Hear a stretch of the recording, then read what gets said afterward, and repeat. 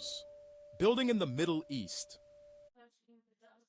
Well, g'day everybody, and welcome to another episode of the Golf Founders podcast. I'm here, of course, with my fellow Aussie Sam, and very excited to introduce Dustyn, a long-term mate, rival karting champion in the Fats and Furious, and one of the co-founders of Hemodata. Welcome, Dustyn. Thank you, Damian, and great to be with you and Sam today. Appreciate the invite, and excited to join the interesting topics you guys have been covering. Yeah, brilliant, buddy. And it's funny, like I've known you for, well, I'm not sure how many years now, but on the karting track, I've known you for a long time. I know only a little bit about your background, and Luke, your co-founders as well. But but Sam's coming in pretty cold to this. He's been researching Hemodata and yourself a little bit, but I'd love for you to take us back about yourself. Where did it all begin, and what kind of work did you get into, and how you ended up coming out to the Middle East, mate? Yeah, so look, I'm actually Zimbabwean by birth. I know I've got the British accent, but I grew up and lived in Zimbabwe up until the age of 17. At 17, there was a lot going on in Southern Africa at that stage, so I decided to go and check out the UK. I always had the right to live in the UK through my grandparents, and I just never went home. I think I've been back once in the 20-odd years, 23 years since I left. So when I got to the UK, I kind of did like the last couple of years of school there.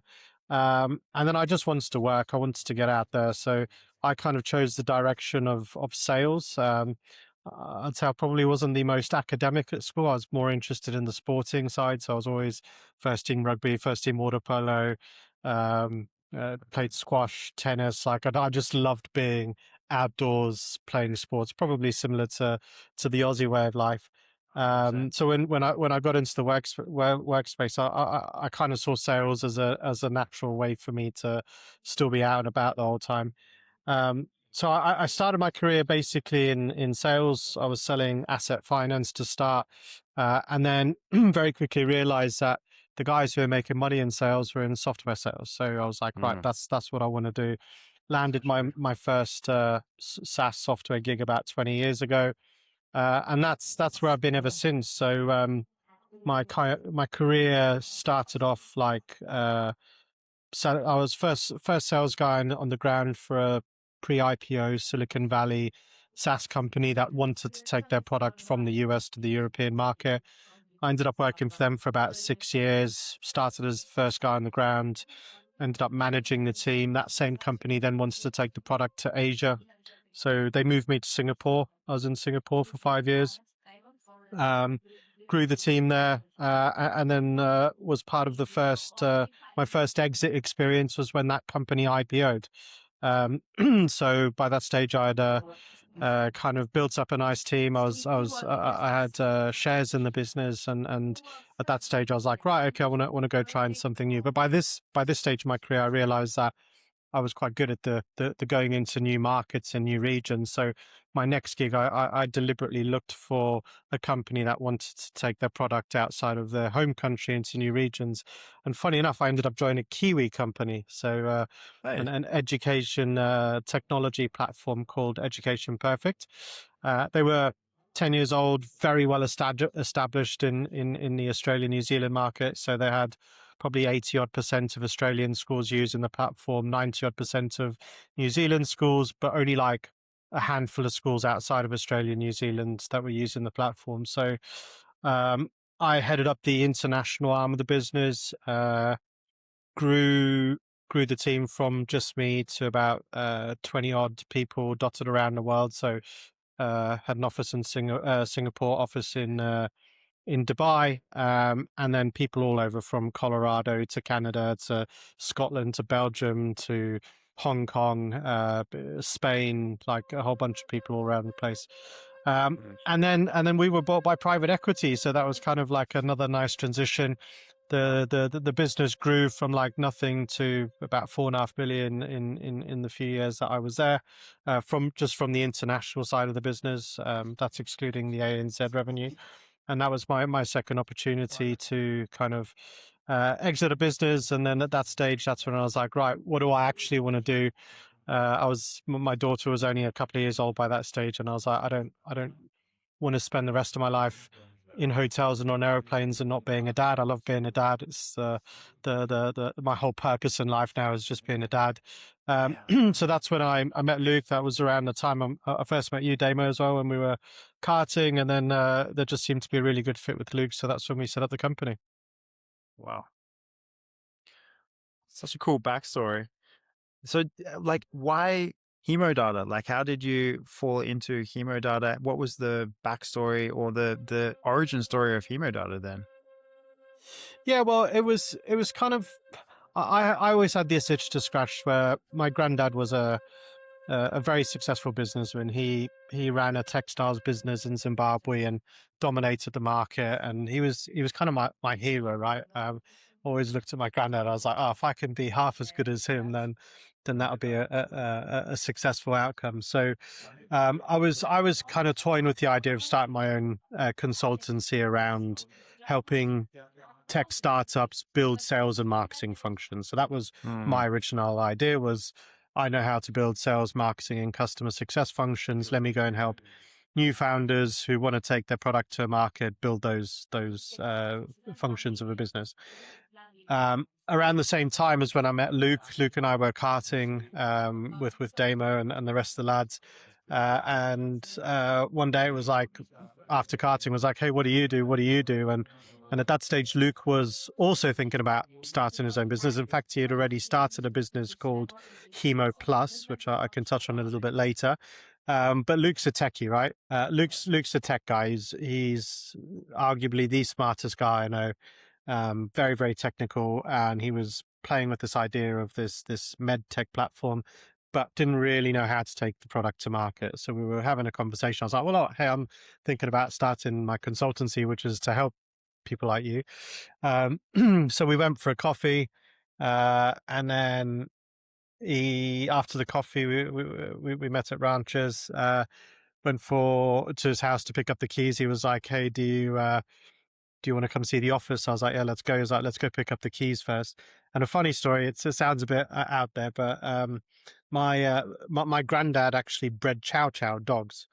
And it's not a dog you see every day in the UAE or Singapore. My granddad died about 6 years ago. But ever since he died, like every time I need a little bit of direction in life or I'm feeling a bit down, like suddenly a Chow appears. So I went around Luke's house and opened the door and a bloody Chow was there. So I knew that was my granddad telling me this is what you should be doing. So it was. I didn't even think twice. Luke and I went to the office. We sat down, and the very next week we started Hemodata.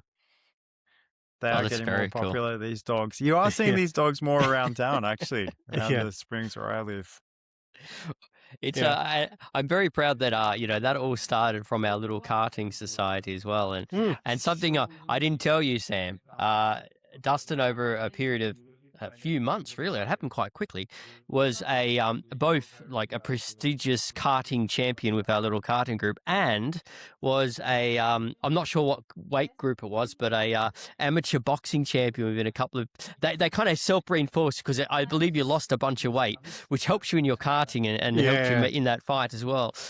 Yeah, I did a white collar fight, and within the space of 3 weeks, because I was training for 3 months, didn't drink anything, trained twice a day every day, like ate super clean. I dropped like 9 kgs in 3 months. And as the karting season was progressing, I was losing more and more weight, so I was getting faster and faster. And then within a week I won the boxing, and then the next week I won the karting league, and then on the Friday I won the dad's race at the school for the running. So I was like, my daughter thought I was like some sort of like mega superhero. Yeah. Damian's like, who is this guy? We got to talk. Yeah, so the weight's back on now, so Damo will probably beat me again. Yeah, great. I'll see you back on the track then. Yeah. So, I mean, you've given us some idea, like the split between yourself and Luke. You're like the sales, marketing, team building guy. Luke is kind of the IP generator, I guess, around it.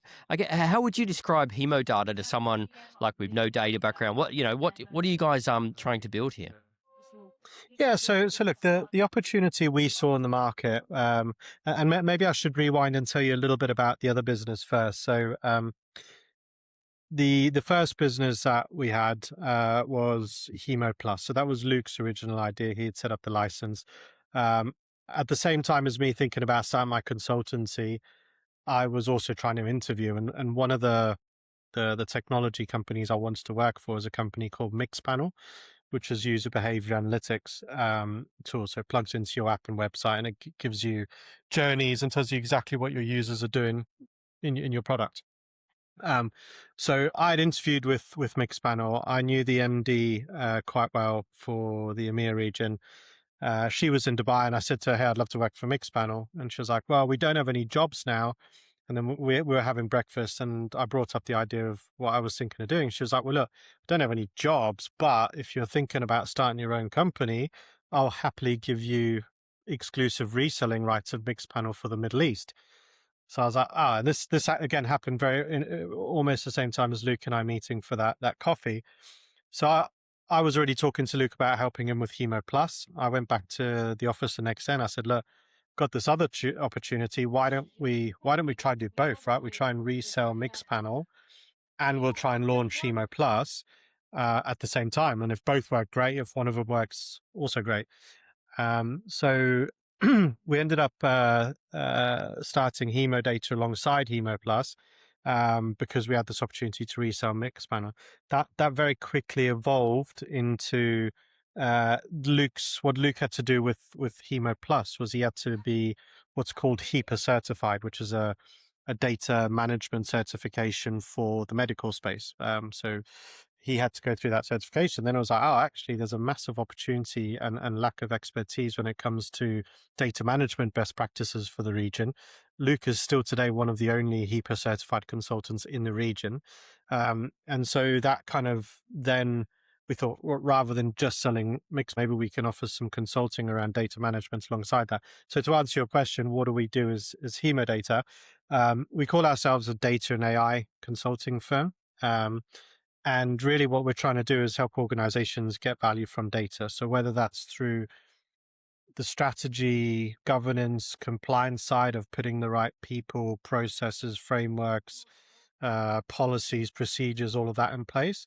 And then for the AI side, it's similar to like having an AI center of excellence, but also the data side. So just having a lot of data isn't necessarily good, right? You need to be doing something with that. So turning that data into consumable format that makes sure it's in the right hands of the right business users that can make decisions with it. So sometimes that's people, sometimes it's process, sometimes it's the technology piece, sometimes it's a combination of all three. And I could talk you through many examples, but essentially, organizations come to us and say, "Look, we know we need to be doing more with data, but where do we start?" So we take them through a structured process to then be able to turn that data into an asset where you can actually then go and grow your user base or retain users or engage better with your users. Or from the AI side, it's like enable AI use cases to work. Like just buying an AI tool doesn't necessarily achieve AI use cases. So it's making sure you mapping these tools against your use cases, your business processes, your KPIs, all of that kind of stuff. I want to get into the AI later. Obviously, it's becoming such a forefront now. So, like, your business is probably even become even far more important for many more businesses and sectors. Like you said, to get AI ready, we need to clean all that data up before we can start utilizing AI to its full Yeah. potential. But maybe before we jump into that further, like, what type of customers are you guys typically helping and assisting? Like, what type of sectors? You spoke medical, but I imagine there's many other sectors and companies that would be wanting your service, and maybe even like the typical company size that would be having Yeah. like enough data that they need someone to come in like you to help them clean it up. Yeah, so we actually don't do anything in the medical space, even though Luke's got that HEPA certification. So we sunsetted Hemo Plus, and then because Hemo just took off, we focus solely on that. But our typical type of customers normally are enterprise organizations is probably the best fit for us. Probably mid to enterprise is our sweet spot. And we're industry agnostic, so we've got customers in financial services, e-commerce, retail, a few government entities, telecoms, media. But yeah, essentially any organization that's capturing a lot of data and wants to do something better with it is where we can help. And I'd say most of our enterprise customers you would assume would be quite advanced, but the reality is there's a lot of like legacy in this region, right? Even if you think of the biggest brands in this region, um, they have lots of different business functions, and over a long period of time, product have gone and bought their tools, marketing theirs, finance theirs, sales theirs, and none of these tools are integrated or talking to each other. Executives still end up in rooms arguing over whose data is right. There's no single source of truth of that data. So it's actually a really good opportunity for us because we can go in and clean that up. We're not there to just force technology down someone's throats around understanding where the gaps are. A lot of the times you'll see product and marketing have similar tools that are overlapping, but you're paying for two tools that can achieve the same outcome. So it's about mapping out what that looks like, making sure the right tools are talking to each other, making sure the data is in a format that can be consumed by business users, and then identifying gaps. So sometimes like, hey, you're trying to achieve this, but there's a massive technology gap here.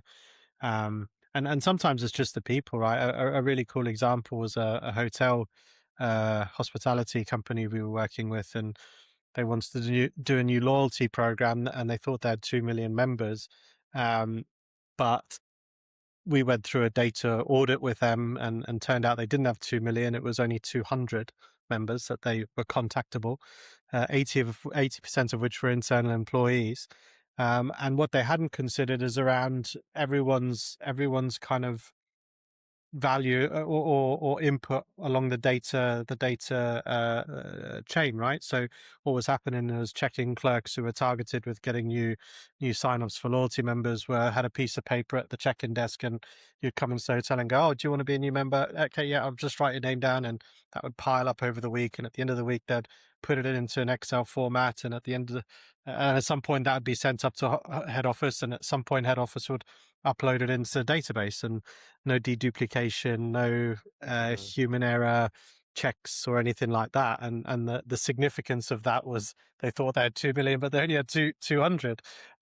So it's identifying. Sometimes it's nothing to do with technology. It's around actually this person's role with an influence on the data. The value of the data is so significant that it has a massive downstream effect. So a big question, and what you said earlier really resonates with me around like sometimes you expect like in the Middle East and Dubai, like everything's kind of forward thinking. There's autonomous vehicles, there's all kind of world leading industry and initiatives and so on. But there are still a lot of companies out there who are quite old school, and I mean that's probably everywhere. To be honest, you just kind of have a different expectation in Dubai. I know Sam and I see that because we're in like the tech space ourselves, and we see everyone from these very leading organizations, like very forward thinking, to companies that it's still everything's written down. It's like very much old school. Would it be fair to say, Dustin, like there's a fair bit of like education that you guys must have to go in there to show these companies like what's possible, what the value is of organizing this data and the kind of outcomes that you can draw from that? Yeah, look, and I think that's a huge part of what we saw 4 years ago was the cultural opportunity, right? Culturally here, um, resource has been cheap. So even the biggest companies, and I won't name them, but the green taxi companies, the airlines, like there's this culture historically of like, why should we go buy something off the shelf when we can build it in house? Like labor's cheap. You can hire. Why pay $100,000 for a piece of technology when you can hire 50 people to go and build one? And so historically that's what we're helping kind of evolve is I don't want to say the market's behind the maturity curve, because in a lot of cases it's ahead, especially with like AI adoption and that. But it's the change management within an organization that's required, right? There's a lot of like siloed business functions still where product's not talking to marketing, and in some organizations there's this uh history of like empire building where you don't want to rock the boat or make a decision on any change, because you want to protect your kind of function, and not making a decision is sometimes less risky than making a decision. So a lot of what we do around um, being a data-led organization is that change management within an organization to help them adopt best practices to achieve better outcomes with their data. Wow. That was going to lead me to the next question. Firstly, like it comes across like maybe you guys do obviously you said the consultancy, but then maybe the implementation. I'm just thinking it's software implementation, but actually what you're saying is like processes and workflows, actually probably more so in training. Yeah, and I tell you what, there's a lot of the technologies that we represent. So I talked about Mixpanel, but we've got about 30 different technology partners here, and what we've tried to do is there's the build your own kind of option, which we've spoken about, which is quite common, which that we've seen within a lot of our customers. The alternative route to that is the all-in-one solutions. So the Adobes, the Salesforces, Oracles, SAPs, right, where you go to one technology and it covers 5 different business functions. We actually believe that the better option is this best of breed era, where what's the best engagement platform for marketing? What's the best product analytics tool for product? What's the best attribution and deep linking tool? What's the best A/B testing tool? And then helping customers build an integrated technology stack with maybe there's a CDP in place that manages the single source of truth of that data. So yeah, we kind of push that narrative. To go back to your points about implementation. So again, one of the key reasons why our partners love working with us is because a lot of these technologies that we represent are either North American or European based. They see this as an emerging market still. They're not in a position yet to go and put their own people on the ground and build out implementation teams and support teams and customer success teams. So as Hemodata, we offer a low risk, low entry to the region. So we don't just do the reselling of these tools. We actually can go on site and implement alongside their internal teams. And then a lot of these tools on their own won't solve a problem, right? There's all the wraparound services and expertise that's required in order to enable these tools, especially when it comes to like data governance platforms and stuff like that. Just the tool on its own is not going to do anything. You need everything else around it to enable the value. I have to go into the question before Sam gets to it. I'm going to steal the thunder here, but you started Hemodata in 2022, which also I believe happens to be the year that ChatGPT came out, and kind of opened our eyes to what AI could possibly be. We all know it was there in the backgrounds, recommending movies to us and giving us directions in our car, but it's the first time we had something we could actually easily interact with. I'm very, very curious how your business maybe needed to shift, or the changes that you saw since you started in 2022 to where we are now today, where AI in many cases is kind of just an expectation. So I'd love to hear your read on how AI has impacted the way you guys do business and the expectations that your clients have now. Yeah, and look, I think there's huge ambitions for this region, right? Even Sheikh Hamdan announced last week that the private sector has 2 years to have an AI plan or be AI ready. So it's a huge opportunity for us. Again, going back to the foundations of what we do as an organization, it's the same rules apply. It's people, process, and technology to support it. I think AI brings a lot more complexity, though, right? It's not like traditional SaaS where you can go and pay $100,000 a year and you know what you're going to get for that. Even the economies of AI are completely different, and things like token usage can soon get ridiculously out of control. So a lot about a lot that we do around AI is around AI readiness. We've even got on our website an AI readiness assessment tool, which is like 50 questions that you can go through, and it gives you a report on where you might be as an organization. But even things like responsible use of AI, ethical use of AI, these are often things, basic foundations that are missed. And we've seen customers where they've got Claude or they've got ChatGPT, and someone from the finance team has gone, I need to make my financials look better to present to the CEO. So they upload their whole financials into ChatGPT.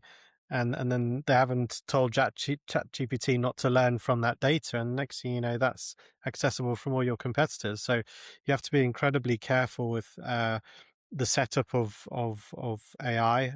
We're doing a Claude deployment now for a big oil and gas company, because again they want to make sure that all of the guardrails are in place, that the right settings are in place for the right levels of people across the organization, and that they adopt Claude in a way that's not going to spiral costs out of control. And a good example, right, is we've got Claude for Hemodata, and Luke had to do a training session with me because I'm using Claude for literally everything.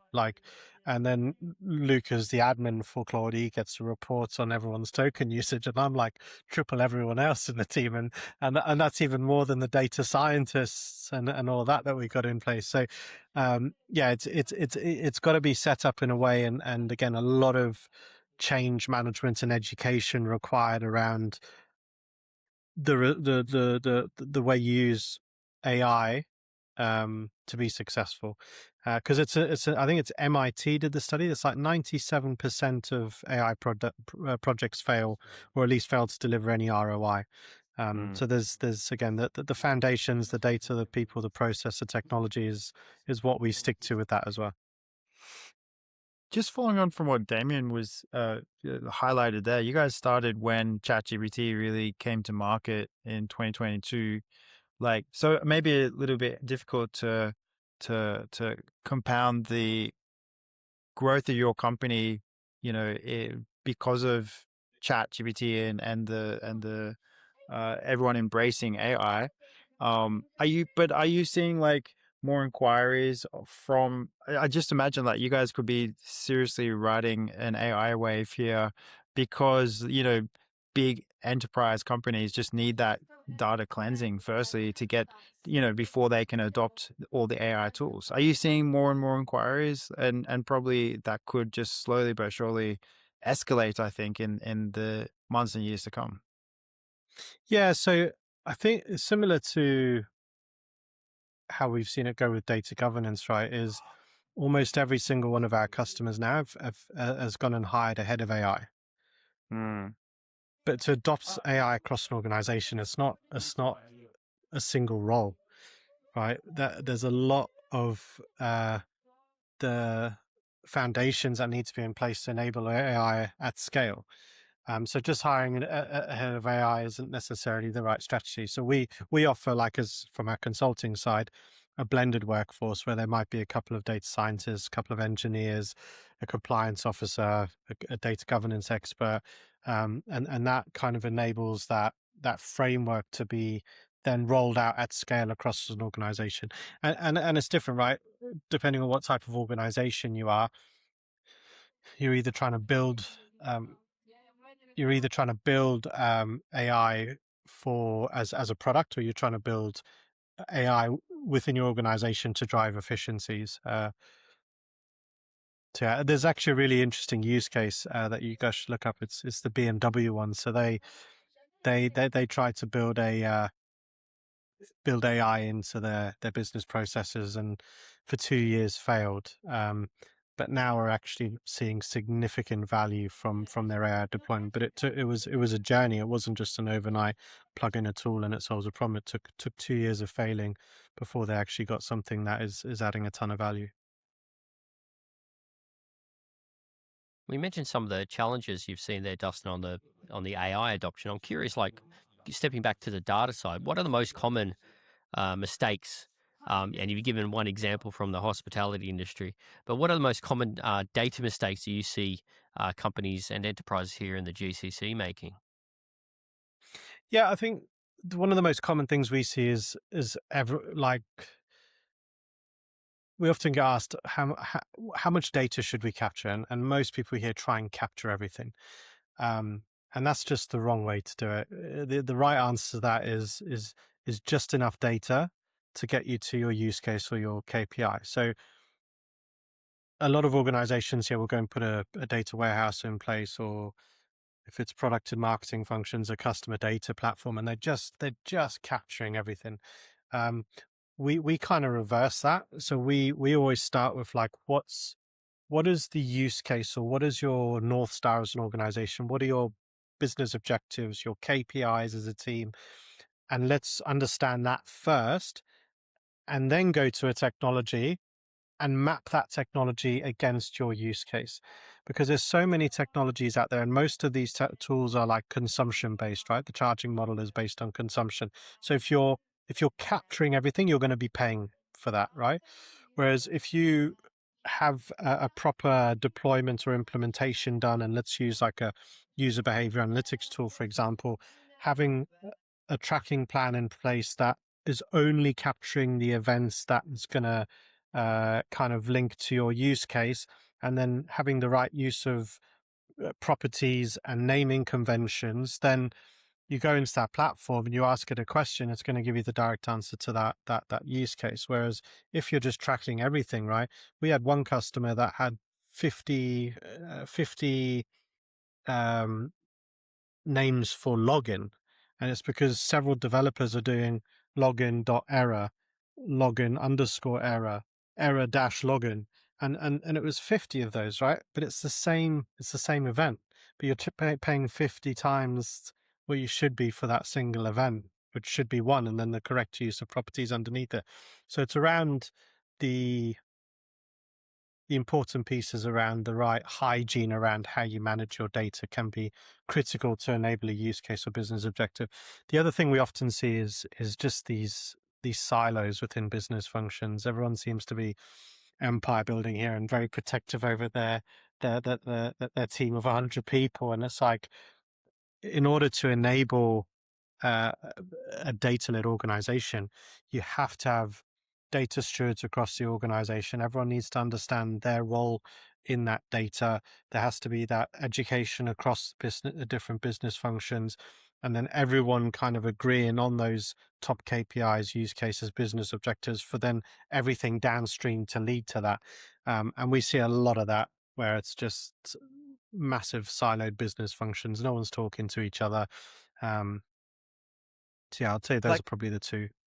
like those businesses you're talking about, like what is the approximate average size of employees you're talking about in order to create those silos?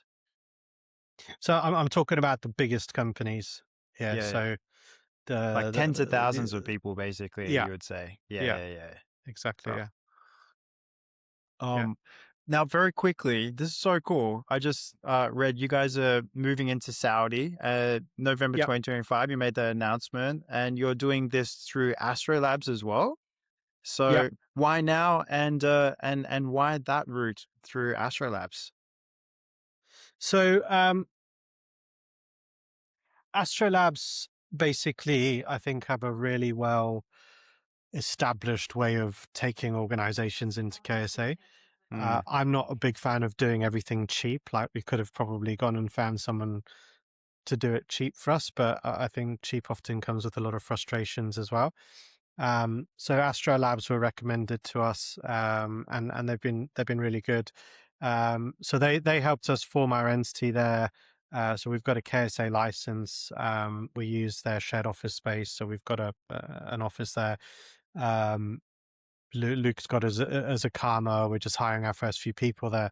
The reason it was so important for us is because KSA was already our largest revenue stream. I think there's a lot larger organizations there. It's a much bigger country than the UAE. UAE is still massive for us and hugely important, and a big focus for us, but KSA offers a huge opportunity. And I think one of the key reasons was just demand. Like almost every customer we work with, they goes, "Hey, have you got a KSA entity?" It's actually a huge score on the procurement tick box. You know, when you're going for an RFP or an RFQ, and procurement have their scoring system. I think for some RFPs, it like makes up as much as 30% of the scorecard. Just if you can trade through a local KSA entity, and I kind of admire that about KSA, and the UAE have it as well. Is they want to keep their money in the country, right? They want to support local businesses first, and so yeah, that having that tick box just enables us to accelerate faster. And we're there a lot. I mean, I only got back from Saudi yesterday, so yeah, Luke and I are probably there at least 1 week every month. Well, you come from a very interesting background when you've seen, the UK market. You've seen the Singapore market, of course, and I guess hints into the Australian market, and now UAE and Saudi. For me, like I know I only ever ran a company in the UAE. Now we've got a Saudi office as well, but I've never done business in Australia or in Singapore or the UK or anywhere else. I'm wondering how you're in a unique position to kind of compare how those different markets work. And I mean, because our podcast here is there to support, and tell the stories of our founders here in the region. So I'm curious about how, from your experience in those different markets, how do you compare each one? You don't have to say which one is better or anything like that, but as far as decision-making processes, the challenges and I guess the opportunities there, how would you draw a comparison between the different markets you've had your experience in? Yeah, it's a difficult one, that, because I ran teams in Singapore and London, but not a business. I think being a business owner carries a lot of extra stress and frustrations, right? I definitely still believe and fully invest that this region has huge potential, huge opportunity, especially for us. And the timing is perfect, right? But we're 4 years into this AI wave, and kind of now we're leaders and architects of it because we've been doing it so long. Um, I think if I could compare it to like maybe Asia in general, because that's where I spent the last 5 years before the UAE. There's not as much urgency. I think decisions happen a lot quicker in Australia, Singapore, Hong Kong, Tokyo, places like that. And there's I'd say a lot more developed procurement processes around it actually being well structured before it's released to the market. We see a lot of RFPs where it's like, we kind of get what you're looking towards, but I don't think you really know exactly what you want. And so, and if you're not talking to the business users, it can be quite hard. There are some frustrations I'm sure you guys have experienced. Like, seems to be a sport for a lot of companies here to not pay on time. So I do struggle. We do struggle, kind of like with that side of things, managing cash flow. I feel like a lot of my time is taken up chasing overdue invoices. We do eventually always get paid, but it's difficult to manage cash flow when you can't predict your numbers coming in. But I do feel that's changing, and I think there's some evolution kind of coming. Seems like there's a lot of drive and regulations coming from the UAE to support SMEs, which I'm excited to see actually rolled out. We do a lot with like the British Chamber of Commerce. We've worked with quite a few of the Dubai government entities as well. So I think that things are only going to get better and develop more. And there's just a massive opportunity. There's so much ambition in this region with Vision 2031. The Sheikh obviously mandating AI for private sectors. There's a lot of support around government initiatives, funding for AI companies. So yeah, I think there's more excitement for what's ahead rather than comparing it like for like, because again, we're still quite small and new as an organization. We've, like, from our perspective and Damien's perspective, the conversations we've had in the past on this pod, like, we're seeing the same thing. We've got the same optimism and seeing the same articles being released, with the government's forward thinking, and investment, which is all going to just flow through to all the SMEs as well. At the end of the day, um, like you guys have it sounds like you guys are doing extremely well for such a newish company, right? Like post-COVID sort of company setup, and you guys are also been here for a few years now.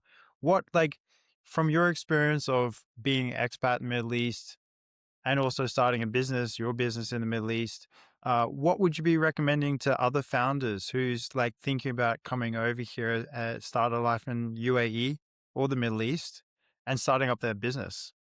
Any tips, tricks, things to avoid? Yeah, yeah, that it's probably a long list of this, but no, I love working and living in the UAE. I'm very proud to be living in the UAE. I think even with recent events, right, the country's amazing, and the government does everything it can to look after the people within its territory, and I think everyone here appreciates and is grateful for that. So Dubai for me is home, and will be for a very long time, as long as I can make it work here. Setting up a business is not easy. It comes with uh, a lot of stresses, a lot of red tape, a lot of hurdles to jump over. My advice is find a Luke. Like, I wouldn't have been able to do this without Luke. He is like him and I just work so well together. He's everything that I lack in strength. He makes up in, and vice versa. Like Luke values my sales and marketing and customer side. My advice here to any new founder is also network.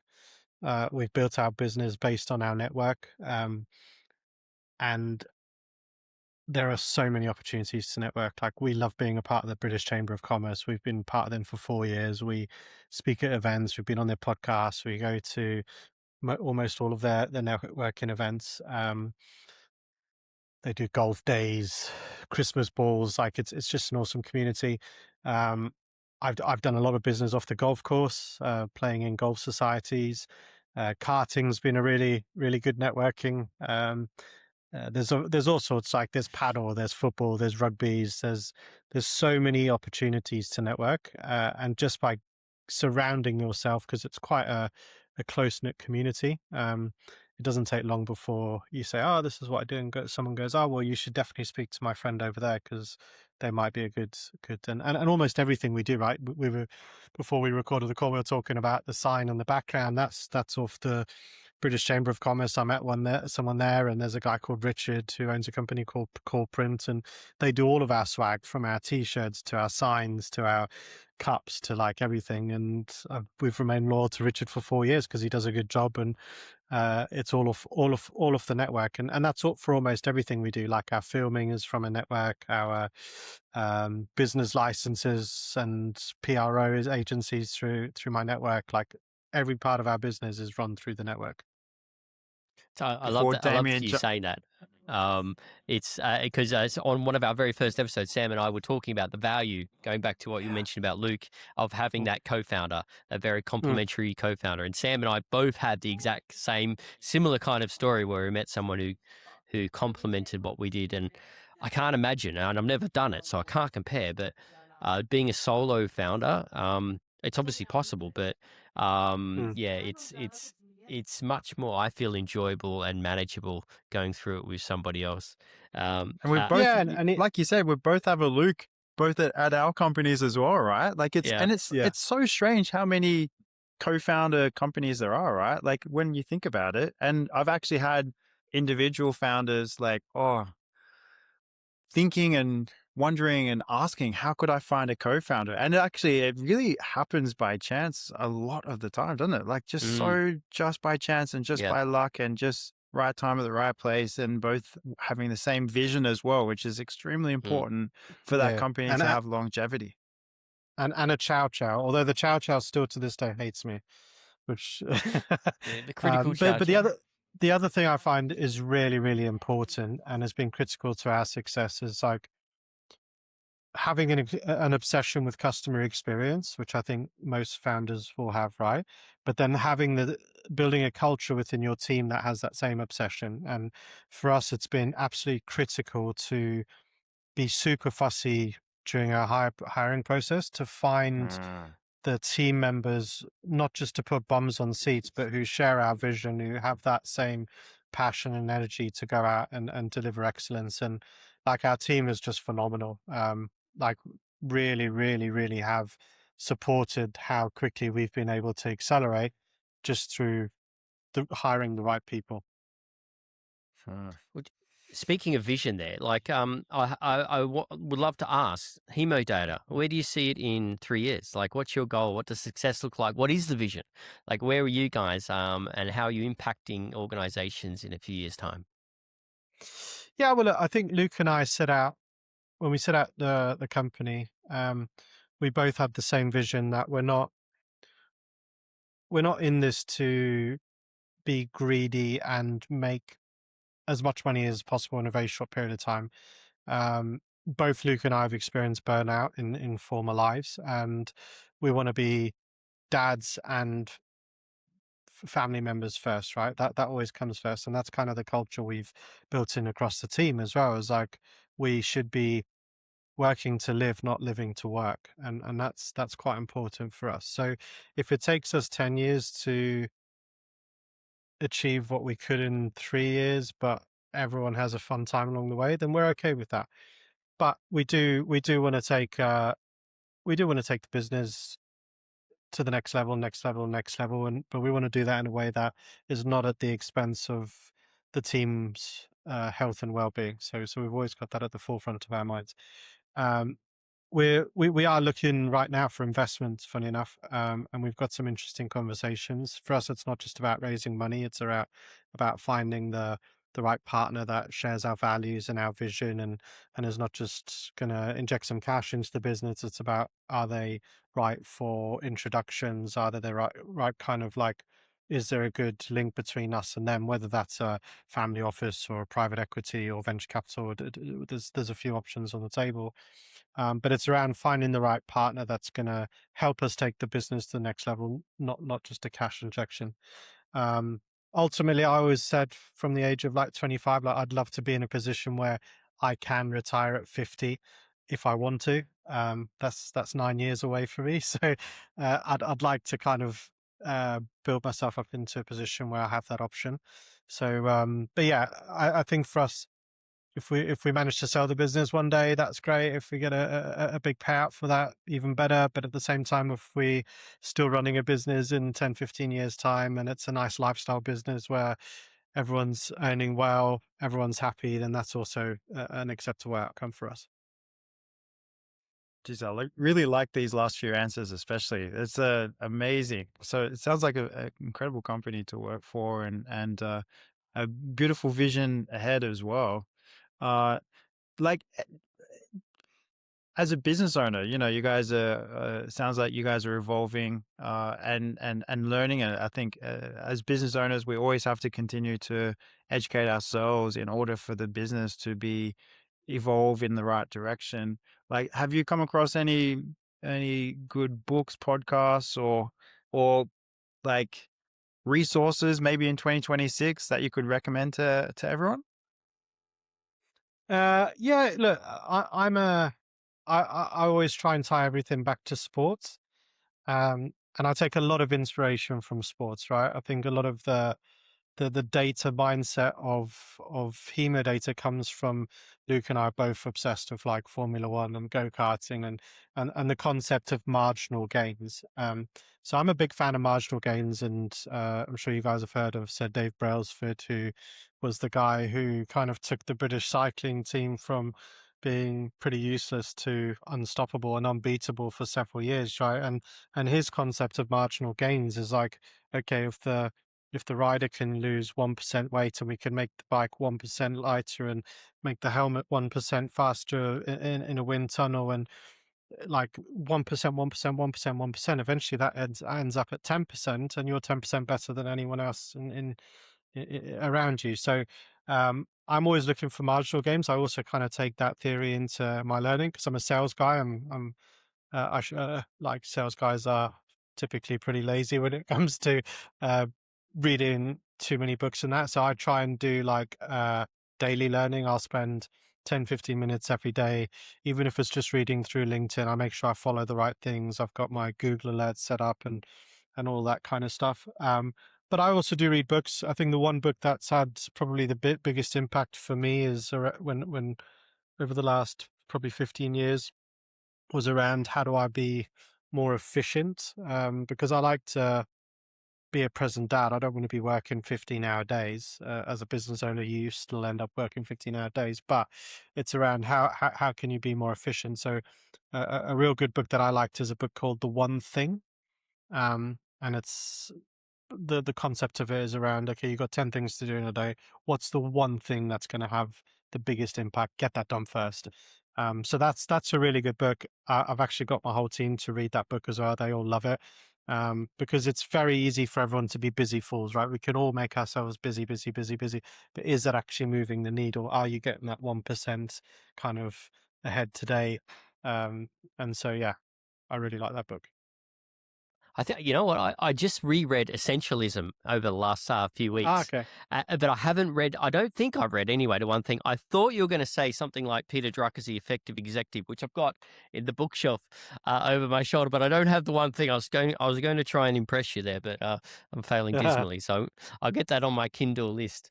Well, mate, as we kind of wrap up here then, you mentioned that you guys are looking for investment at the moment. Are there any like last messages that you'd like to leave with our audience of our founders and our other listeners here?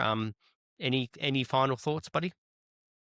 No, look, again, I like to make myself available to anyone who I can support. I think one of your future guests might be Gemma. Obviously, Gemma's another founder in the region. I talk all the time to Gemma. She's in our office every now and again, and it's about not going at it alone, right? Surround yourself with mentors, surround yourself with people who've either in that journey or have done the journey. So if I can help any other founder out, please reach out. I'm always happy to have a coffee or a beer and a conversation around what it looks like. Honestly, such fantastic insights. I love the business. I really do. I think it's a fantastic cheers. business model, something unique that it's not so commonly coming across as well. I love the insights. I love your future vision, even for the employee wellness. It's extremely important for like high retention, and our companies are made by the employees really at the end of the day. So it's I like where you guys are going too. So look, thank you so much for joining us today. We'll put all your details into the podcast so people can get in contact with you. And any final words, Damian, from your side? No, that's it, mate. Thanks so much again, Dustyn. I look forward to seeing you on the track, mate, and leaving you into the breaking point at corner one anywhere we go. So take care of yourself, mate, and I look forward to catching up soon. Cheers, guys. Thanks a lot. Appreciate it. See you guys. Bye. Bye. Subscribe for more stories from the Gulf.